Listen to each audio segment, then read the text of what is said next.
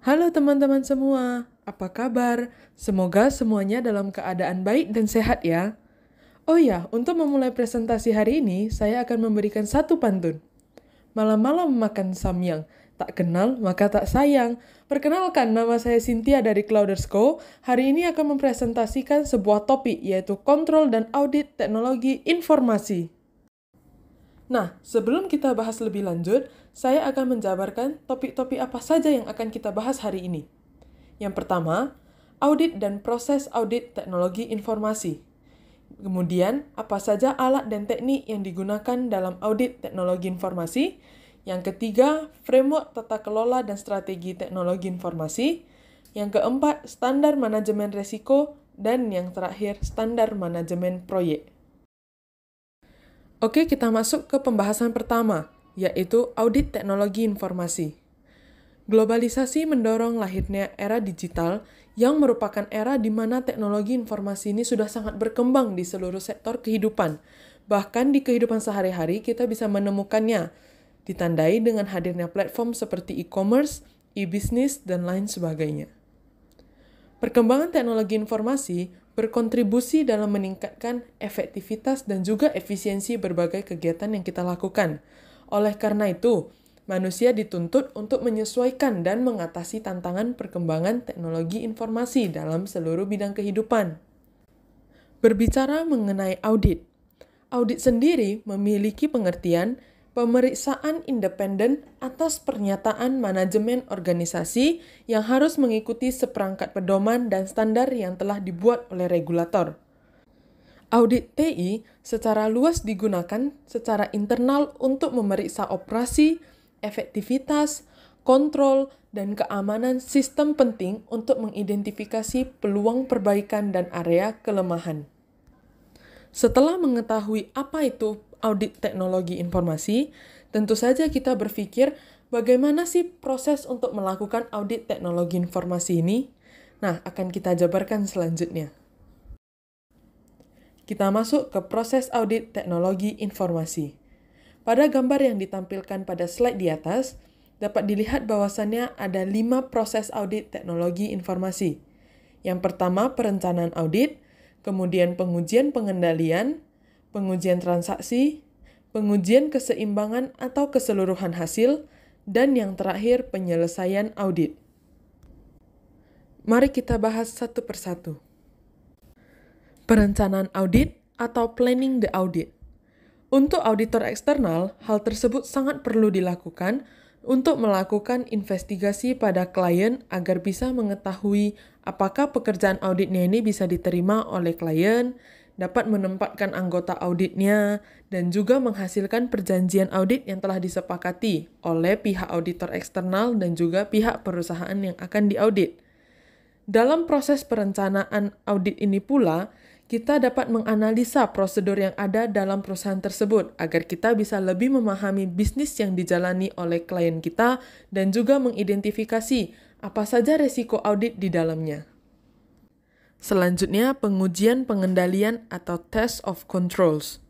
Dalam tahapan ini, pihak auditor eksternal akan melakukan tes kontrol saat pihak perusahaan mengatakan bahwa kontrol risiko ternyata sedang berada pada level yang maksimal, sehingga mereka akan mengandalkan kontrol sebagai acuan untuk pengurangan biaya testing yang ada.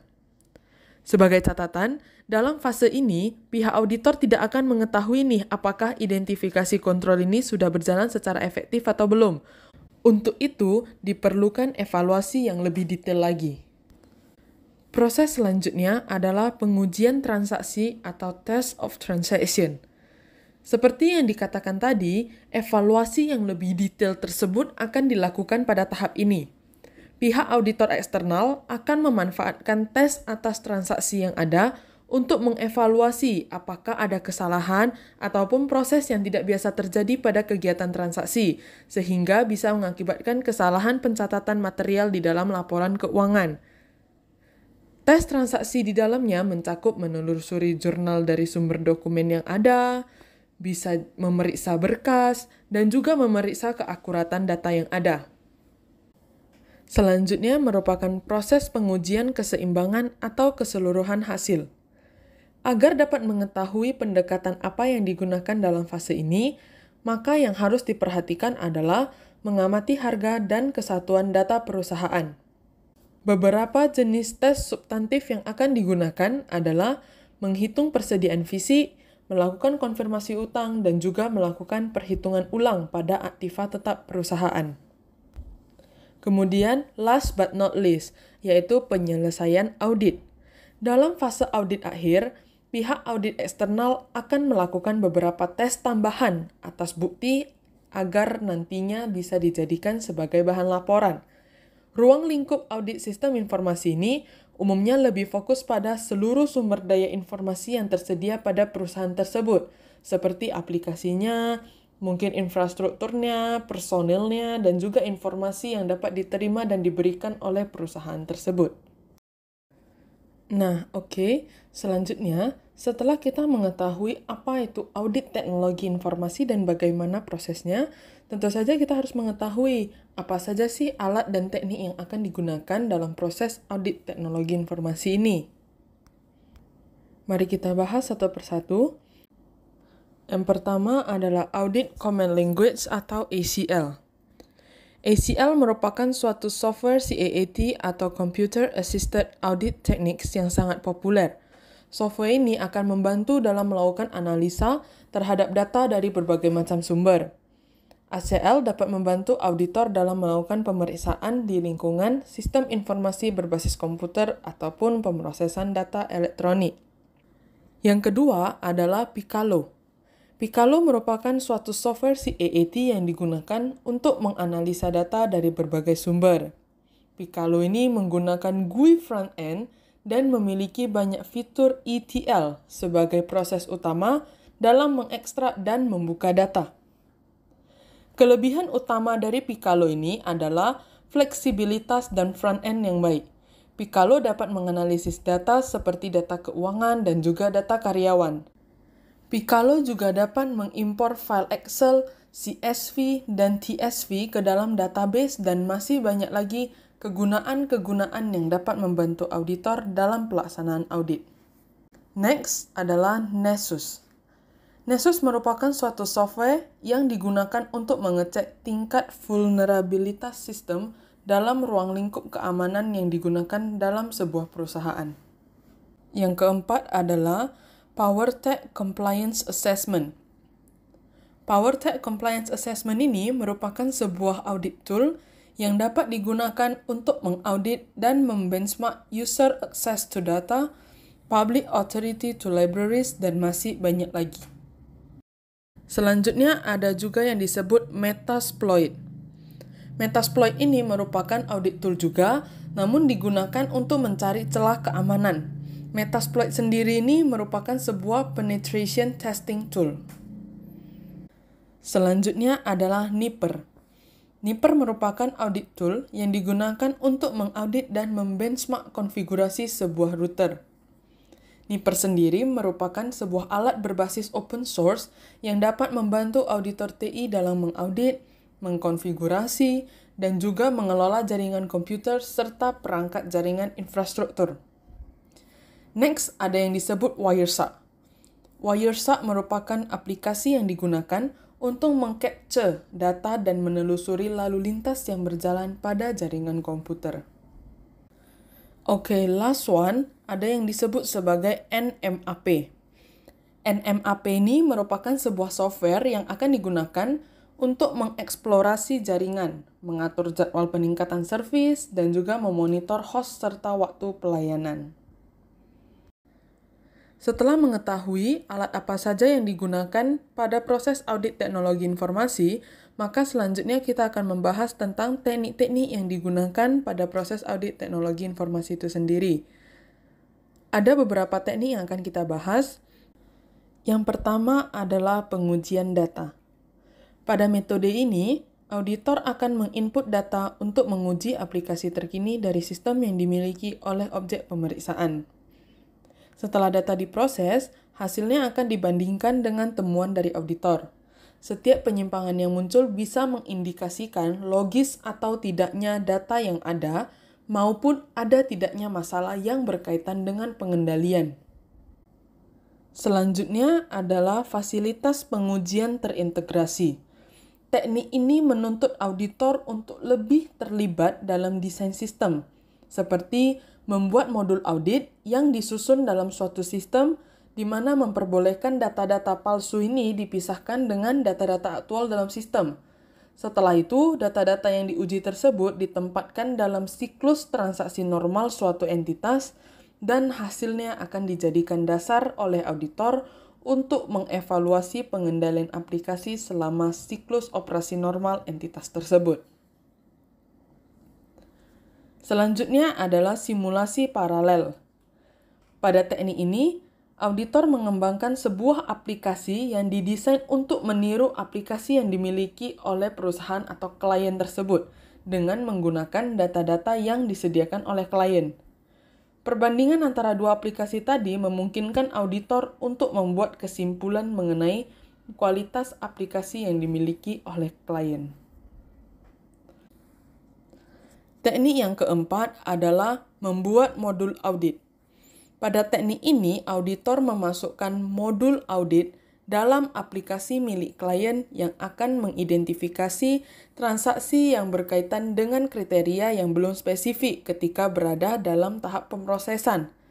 Transaksi yang diidentifikasi dengan cara ini dapat dilihat kembali oleh auditor sewaktu-waktu mereka membutuhkannya. Teknik ini dinilai efektif dalam mengidentifikasi transaksi skala besar pada pengujian substantif atau pengendalian pengujian dengan mengidentifikasi proses transaksi pada prosedur dan kebijakan yang tidak konsisten. Teknik terakhir yang akan kita bahas adalah software audit umum. Metode ini memungkinkan untuk dilakukan ekstraksi dan analisis data. Alasan utama penggunaan metode ini adalah karena tidak dibutuhkan pemahaman yang detail berkaitan dengan sistem informasi yang digunakan dan kemampuan sistem informasi yang digunakan dalam beradaptasi dengan lingkungan dan pengguna yang bervariasi.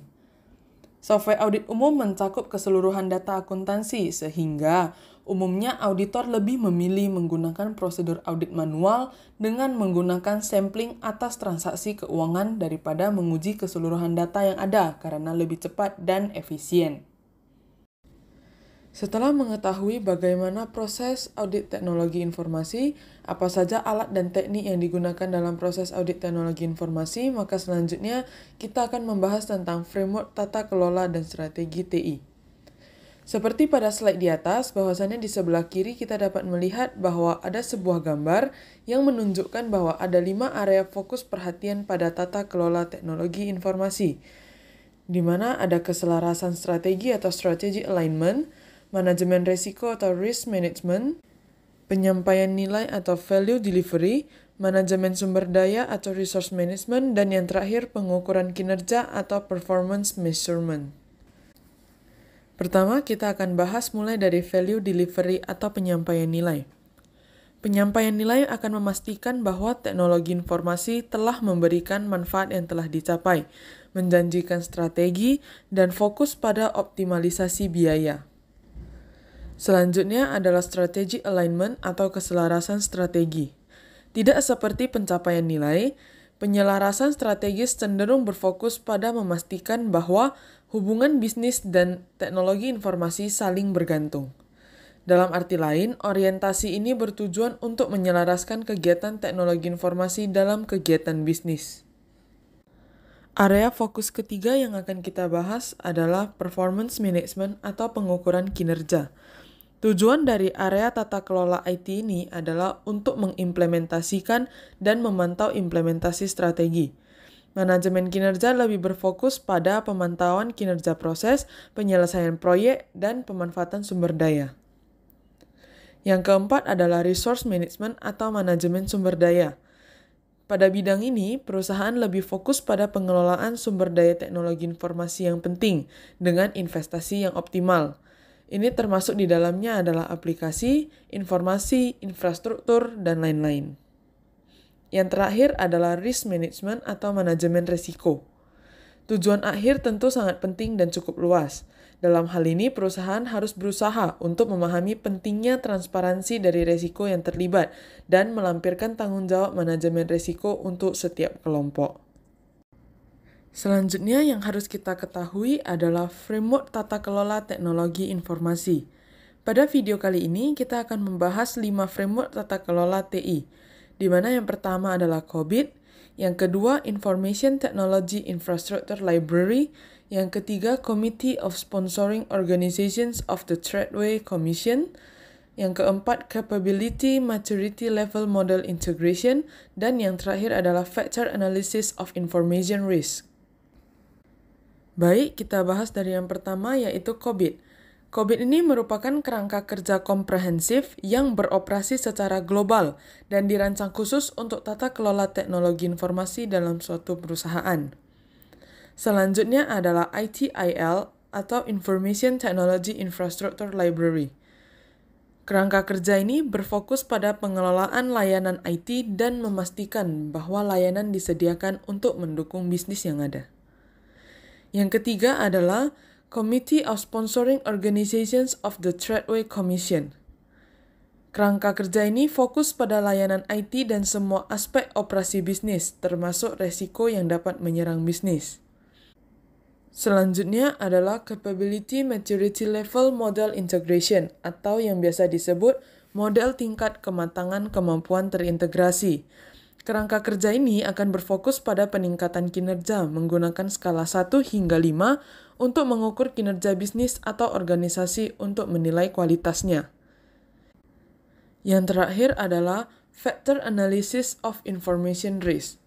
Kerangka kerja ini digunakan untuk membantu organisasi mengukur penggunaan keamanan cyber dan resiko operasional dengan mengambil tindakan dan keputusan yang tepat waktu dan tepat. Topik selanjutnya yang akan kita bahas pada video pembahasan kali ini adalah standar manajemen risiko.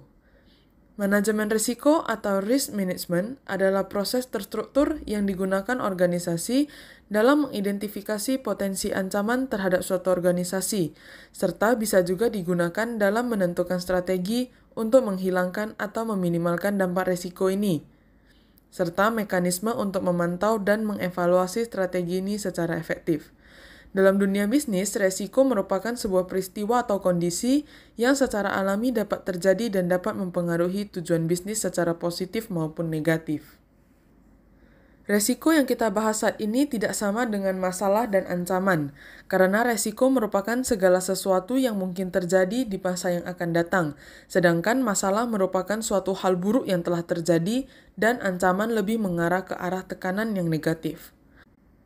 Misalnya kita mengambil contoh pada perusahaan PT Kurnia Aneka Gemilang atau yang biasanya dikenal sebagai sirup Kurnia. Perusahaan ini bergerak di bidang pangan, khususnya sirup aneka rasa yang telah populer dan dipercaya oleh banyak konsumen di seluruh dunia, terutama di Indonesia. Kurnia telah menjalani beberapa tahap perencanaan strategis, melakukan manajemen risiko, hingga mengalami jatuh bangun ekonomi sebelum adanya proses digitalisasi seperti saat ini. Contohnya, Kurnia mengembangkan produk inovasi varian rasa sirup baru dapat mengalami resiko yang tinggi terkait dengan kesulitan dalam memperoleh dana, pemilihan strategi pemasaran yang salah, atau bahkan kegagalan dalam pengembangan produk akibat kekurangan minat dari calon pelanggan. Dengan sistem manajemen risiko yang tepat, organisasi ini dapat mempersiapkan diri menghadapi resiko-resiko tersebut dan mengambil tindakan yang tepat untuk mengurangi dampak negatifnya. Selanjutnya kita akan membahas tentang tahapan-tahapan dalam menerapkan manajemen risiko dalam suatu organisasi. Yang pertama adalah identifikasi risiko.